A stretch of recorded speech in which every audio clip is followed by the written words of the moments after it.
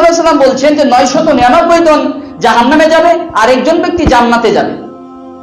তো সাহাবীগণ তো টেনশনে পড়ে গেলেন, কান্নাকাটি করছেন, আহা 999 জন জাহান্নামে যাবে, কমটা মনে করেন না, 999 জন, আর একজন জান্নাতে যাবে। সাহাবীরা মনে করলেন যে জান্নাতে যাওয়া একেবারে কঠিন হয়ে যাবে, জান্নাতে যেতেই পারবো না। তখন রাসূল সাল্লাল্লাহু আলাইহি ওয়াসাল্লাম তাদের এই অস্থিরতা দেখে, তাদের এই হতাশ চিহ্ন ছাপ দেখে বললেন, শোনো, 999 জন যেটা জাহান্নামে যাবে সেটা হলো ইয়াজুজ মাজুজ। কেনা যাবে? ইয়াজুজ মাজুজ 999 জন জাহান্নামে যাবে, আর তোমাদের মধ্য থেকে, তোমাদের ফেরাকের মধ্য থেকে একজন জান্নাতে যাবে। তাহলে আপনাকে এখন আমি বলি, আপনি কোন দলটা অনুসরণ করবেন জান্নাতে যাওয়ার জন্য? যে দলটা রাসূল সাল্লাল্লাহু আলাইহি ওয়াসাল্লাম বলছেন যে তোমাদের মধ্য থেকে, তোমাদের দলের মধ্য থেকে একজন যাবে, তোমাদের ফেরাকের মধ্য থেকে।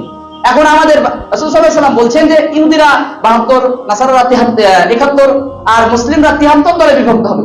আর আপনি এতটুকুই মনে রাখবেন, এতটুকুই আপনি মনে রাখবেন যে 999 জন জাহান্নামে যাবে আর একজন জান্নাতে যাবে। সেটা হলো রাসূল সাল্লাল্লাহু আলাইহি ওয়াসাল্লাম বললেন তোমাদের দল এবং তোমাদের ফেরাক, অর্থাৎ রাসূল সাল্লাল্লাহু আলাইহি ওয়াসাল্লাম এবং সাহাবীদের যারা অনুসরণ করবে তারাই জান্নাতে যাবে।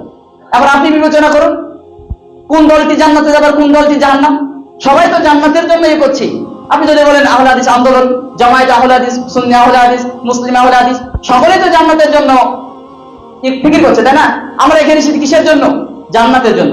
কিন্তু আমাদের অনুসরণ করতে হবে সেই হাদিসটিকে, যে রাসূল সাল্লাল্লাহু আলাইহি ওয়াসাল্লাম বলছেন 999 জন জাহান্নামে যাবে আর একজন যাবে তোমাদের ফেরাক, মানে সাহাবী এবং রাসূল সাল্লাল্লাহু আলাইহি ওয়াসাল্লামের অনুসরণ।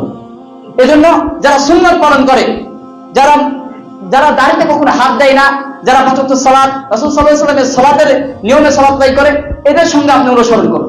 আমি আপনাকে বলছি না যে অমুক দল অনুসরণ করুন, তা না।